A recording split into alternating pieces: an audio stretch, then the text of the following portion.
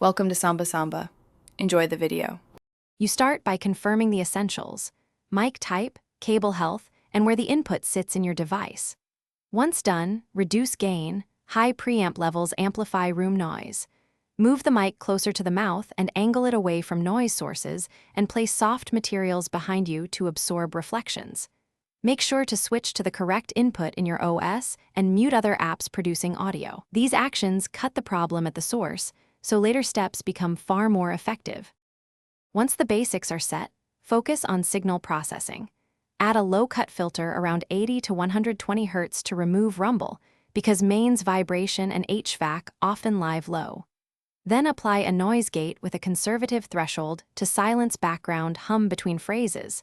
Adjust attack and release to avoid choppy speech.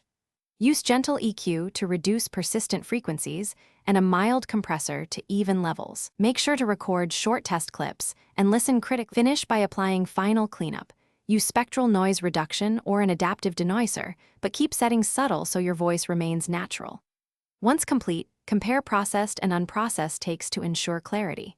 If you still hear noise, swap cables, try another USB port or audio interface, and test a different mic to isolate hardware faults.